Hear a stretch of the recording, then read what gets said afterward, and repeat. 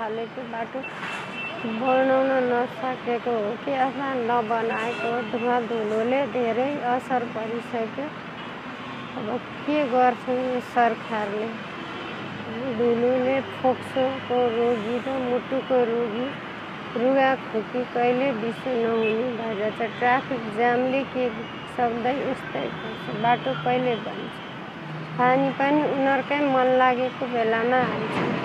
अरूको असर पर्यो कि भनेर के सरकार यस्तो हो त? बाटो बनाउन थालेको 5 वर्ष भयो, अहिलेसम्म कुनै बाटो बनेको छैन। ढलहरू नि बनाएको छैन। बाटो राम्रोसँग बनाइदिएदेखि धुवा धुलोबाट हामी मुक्ति हुन्छौँ र रोगबाट हामी टाढा जान्छौँ।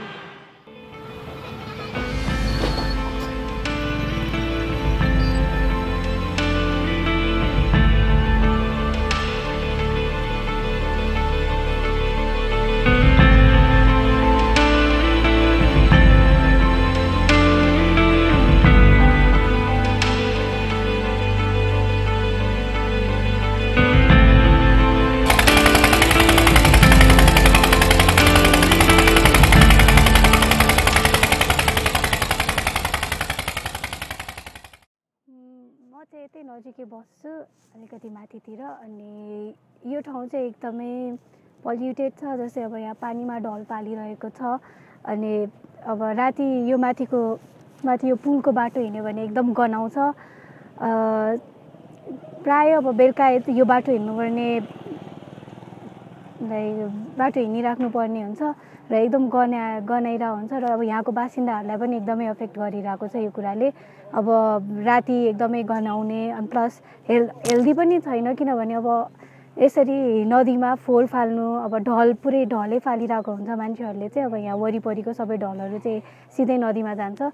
अनि अब एक त यो नदीहरूमा लाइक फिसहरू केही पनि छैन। किनभने अब यस्तो फोहोर फालिरहेको छ, त्यहाँ बाँच्न पनि सक्दैन। र त्यही माथि पनि अब हामी बासिन्दाहरूलाई पनि एकदमै अफेक्ट गरिरहेको छ।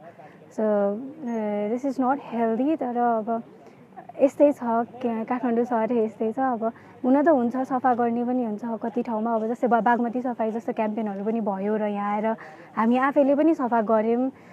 तर जति सफा गरे पनि मान्छेमाथि एउटा लेभलको अवेरनेस, एउटा लेभलको कन्सियसनेस छिरिसकेको छैन। मान्छेहरूले जति सफा गरे पनि अब लाइक कति ठाउँमा त लोकल पिपलकै इन्भल्भमेन्ट पनि देखिएको थिएन त्यो बेला। र पहिलाभन्दा त धेरै सफा भएको हो, तर पनि अब अझै पनि लाइक हेल्दी चाहिँ छैन। यो ठाउँहरू वरिपरि बस्नको लागि हेल्दी चाहिँ छैन।